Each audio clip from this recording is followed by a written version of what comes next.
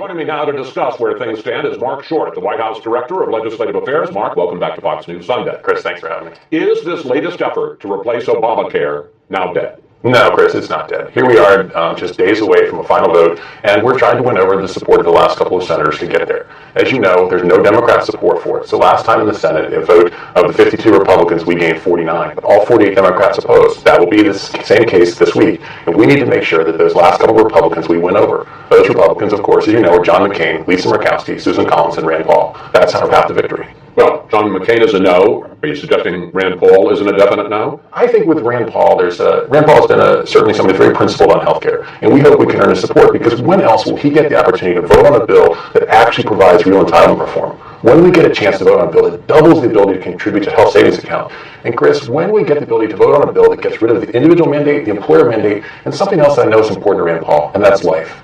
This administration has stood for life, and this bill protects the sanctity of life by denying taxpayer dollars going to fund abortions. If Rand Paul is the final vote here, it's hard to see how he could go to his pro-life supporters and say, I had the chance to protect life, and instead I went the other way. But Rand Paul has made it clear he wants to repeal Obamacare. He says, and in fact the bill does leave a lot of Obamacare, including all the taxes in place. He calls it Obamacare Light. Chris, I think that the support that Rand has given in previous efforts, we supported as well. As you recall, last time there was a vote on a simple repeal measure that failed 45 to 55. The president said he would have supported that. But our choices right now are continued Obamacare, continued crushing the American people with higher work premiums, with less coverage, or an option of a new path. And something that hasn't been told to the American people. You have covered the amount of rate increases in Arizona, 190% in 4 years, or in Alaska, 203% in the last 4 years. You've covered the loss of insurance, how half the country has one insurer left. But what hasn't been covered is next year is always delayed. That next year new taxes go into place so that everyone who actually has a health care plan gets another tax added on. All right, let's assume that they mean what they say and McCain and Paul are no's, firm no's. That leaves you no margin for error. You've got to get everybody else. There are a number that are uncommitted or leaning no, like Susan Collins. Here's what President Trump said at his rally on Friday. The most will be is 1 or 2 votes short. You can't quit when you have 1 or 2 votes short. You can't do it. And those people are not going to be liked by the communities that they come from. You got 1 week left. You got till next Saturday. Are you going to change the bill to try to persuade some of the uncommitted to come back? And if so, specifically, how will the bill be changed in these last days? I don't think there's significant changes, Chris. We have been continuing to talk to various senators, not just Collins and Murkowski, but ways to refine the formula. Because what we're actually doing, as you know, is we're taking dollars out of Washington, D.C. and sending it out to the states. And so how each state gets those resources is being continued to try to perfect that formula. And we're continuing to have conversations with Murkowski and Collins. But what we've learned is a utopian notion that Washington, D.C. knows best how to handle your health care has proven to be a disaster. We want this to be handled back to the states, which is why we think every state's a winner, including Maine, including Alaska, because their governors will have the ability to divide. Every state isn't a winner. As you know, 34 states get less money than they're currently getting. About 14 or 15 get more. Look, I want to go to the merits of the bill. Late night TV host Jimmy Kimmel has become a big part of this debate after he talked about the fact that his son needed major heart surgery. He says one of the bill's sponsors, it's called the Graham Cassidy bill, Senator Bill Cassidy is misleading people about what is in the bill. Here he is. He said he wants coverage for all, no discrimination based on pre-existing conditions, lower premiums for middle-class families, and no lifetime caps. And guess what? The new bill does none of those things.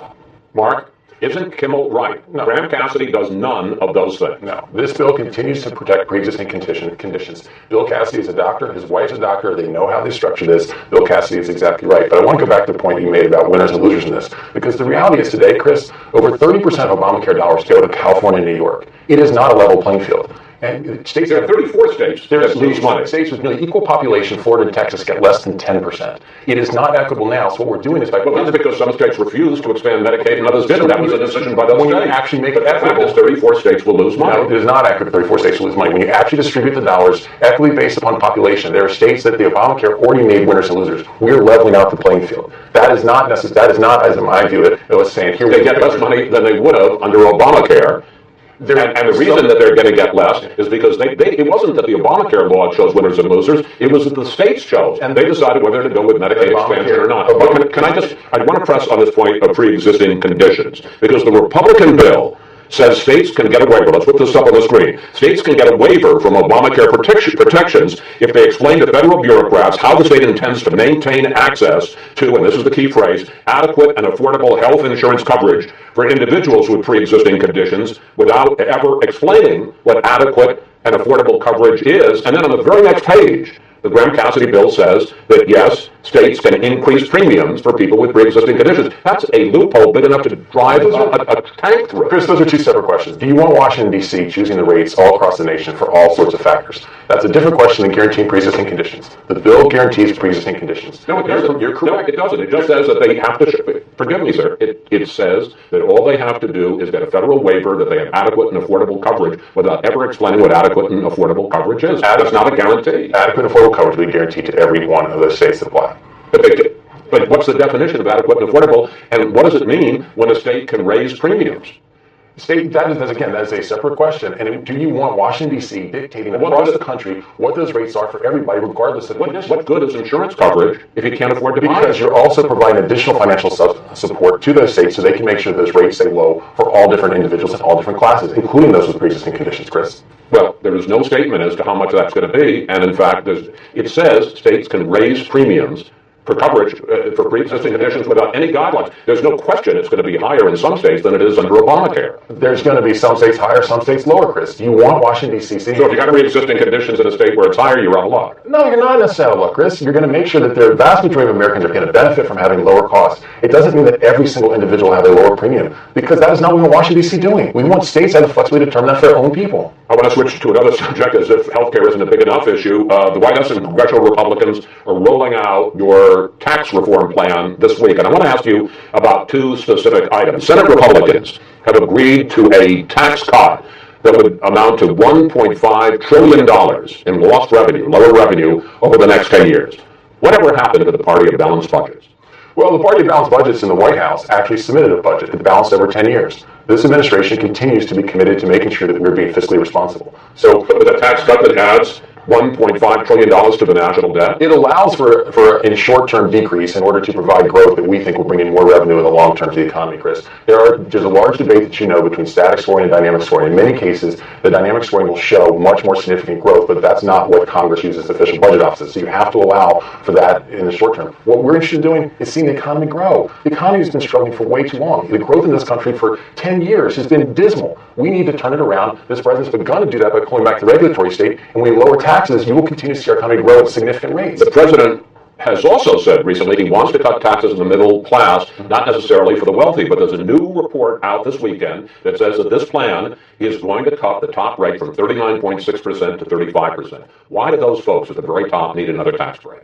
We don't think they do. The president is focused on middle-class tax relief. However, what the president is doing, Chris, is he's eliminating all those deductions that most often the wealthy take advantage of. Many others do not get that chance. Our tax code picks winners and losers. By getting rid of those deductions, then people with the higher income will have to pay more taxes. Therefore, we're nominally lowering the rate to offset the deductions we're getting rid of. So officially, it's going to be 35%. No, sir, I'm not saying that. There's still conversations. The president will have to sign off on that. He'll make his announcement on Wednesday what the final number is. Finally, I want to ask you about this racial controversy the president has gotten into this weekend. At his Friday rally, the president went after players like Colin Kaepernick, who take a knee during the playing of the national anthem to protest the state of race relations. Here's the president on Friday. Wouldn't you love to see one of these NFL owners, when somebody disrespects our flag, to say, get that son of a bitch off the field right now, out, he's fired. He's fired!